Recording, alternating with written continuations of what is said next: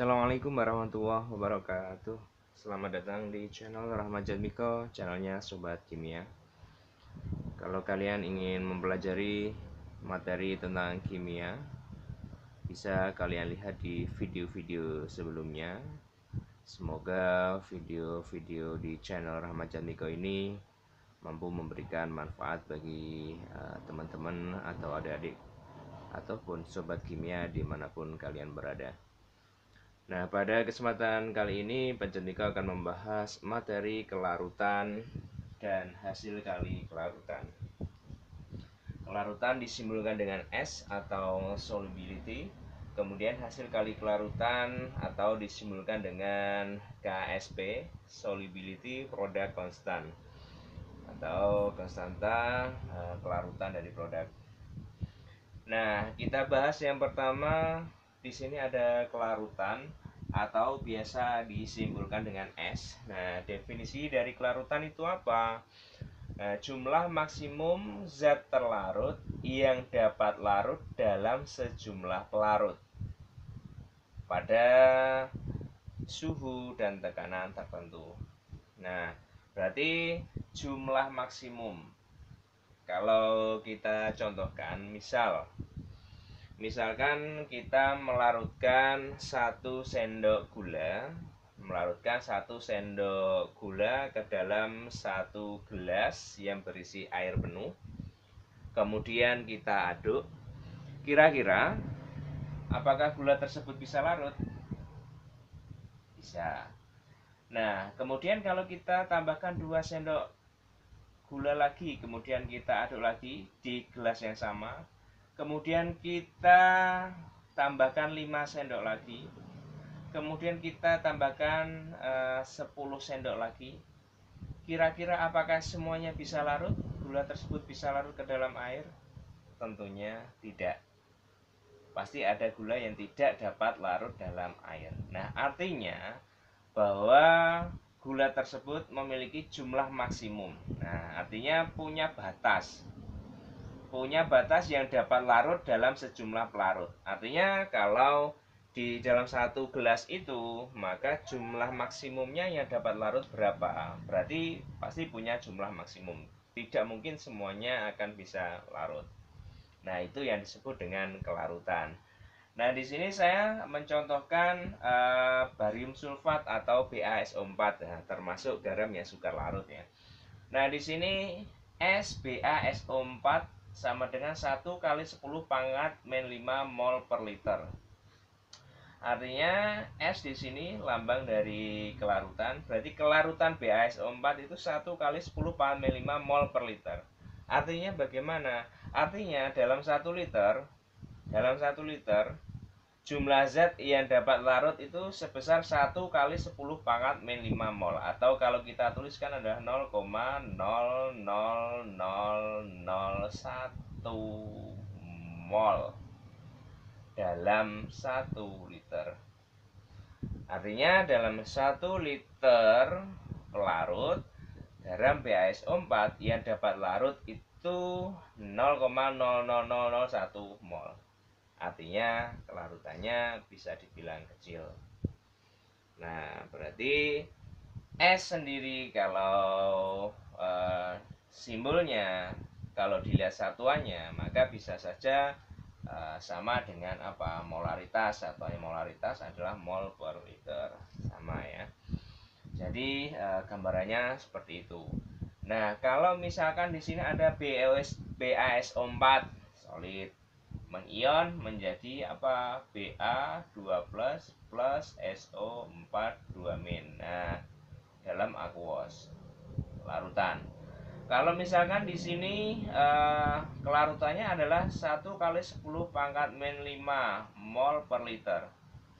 Berapakah kelarutan dari ion-ion tersebut? Berarti ya sama juga, karena koefisiennya 1. Berarti di sini kelarutannya adalah 1 kali 10 pangkat min 5, yang di sini juga 1 kali 10 pangkat min 5. Satuannya adalah mol per liter, satuannya adalah mol per liter. Atau kalau misalkan ini kita umpamakan S, maka di sini juga sama S.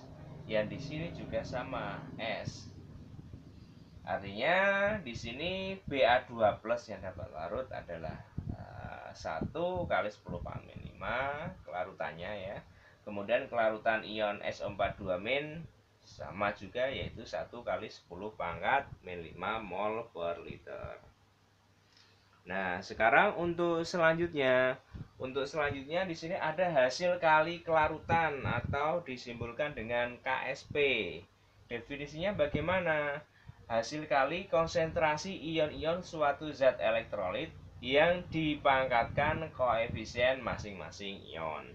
Nah, yang dipangkatkan koefisien masing-masing ion. Jadi kalau kita tuliskan ada natrium karbonat mengion menjadi apa? Natrium karbonat mengion menjadi 2Na plus CO3 2-. Kalau di sini kita tuliskan S, maka di sini ada koefisien 2, maka 2S yang di sini adalah S. Ya. Berarti di sini S, 2S, di sini S. Nah, kalau kita tuliskan, maka definisinya bagaimana? Hasil kali konsentrasi ion-ion. Maka rumus dari KSP bagaimana? Berarti konsentrasi ion Na plus pangkat berapa? 2 dikali dengan konsentrasi CO3 2- pangkat 1 karena koefisiennya 1. Nah, berarti rumus KSP-nya seperti ini. Sama dengan konsentrasi Na plus pangkat 2 kali CO3 2-. Atau kalau kita menggunakan S di sini pakai lambang S, maka KSP sama dengan, nah, Na di sini ada apa? 2S. Pangkat berapa? Koefisien 2. Kemudian dikali dengan S. 2S kuadrat, 2 pangkat 2, 4.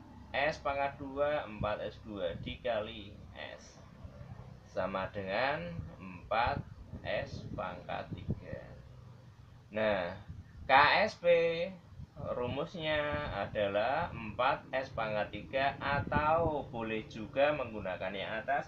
KSP sama dengan konsentrasi Na plus pangkat 2 kali CO3 2- pangkat 2.